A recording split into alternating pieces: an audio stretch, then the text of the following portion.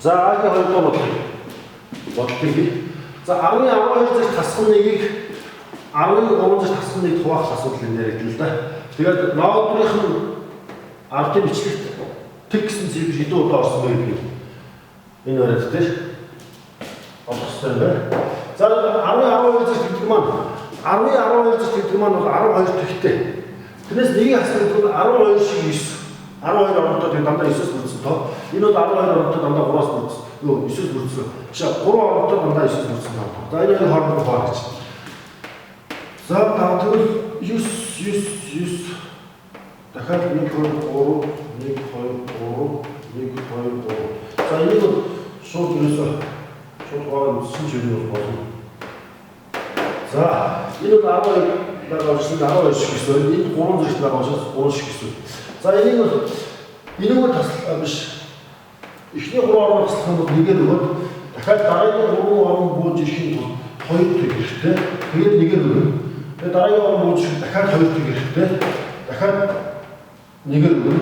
Тэгээд дараагийн орон бууж ирэхин тулд дахиад 2 тэг хэрэгтэй. Тэгээд нэгээр өгнө. Ийм гарах учиртай. За тэгээд эндээс бол тэгийн цэвэр бичлэгт нь хэдэн удаа орсон бэ гэсэн. Тэгэхээр эндээс удаа 6 шиг тэг орсон байна. Буюу хоёрт 6 шиг тэг буюу би хамиртанд зүг болж тарч. Би хамиртанд зүг болж тарч. За энэ одоо эндээс шууд цаашаа залгаад Б хариултаа болж байна. Юу Б-ийн 2 дээр болж байна. За Б-ийн 2 дээр болох юм байна.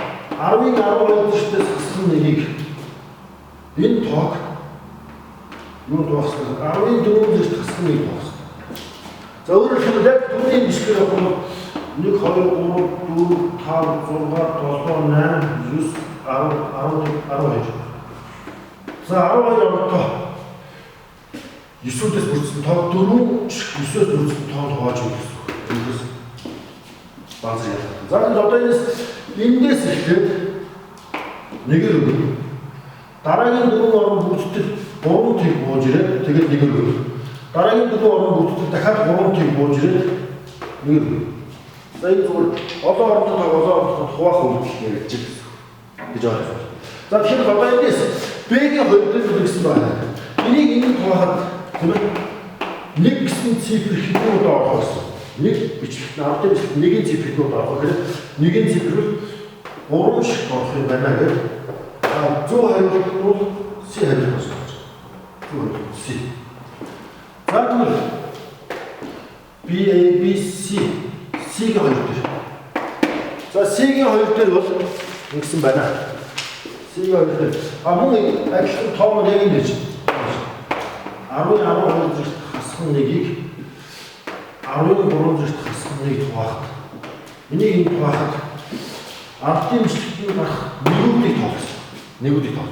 За яг ийм байдлаар энийг энэ чинь 12 шиг гэсэн болно. Энэ чинь болохоор яг үнэхээр 3 шиг байна. Хуваалаа энэ гарсан нэгүүдийн цифрийг тоогсон чинь 4 шиг. 4 шиг буюу бидний олох хариулт гарч байгаа. За энэс 4 гэдэг маань манай 100 хариулт нь B гэсэн. B.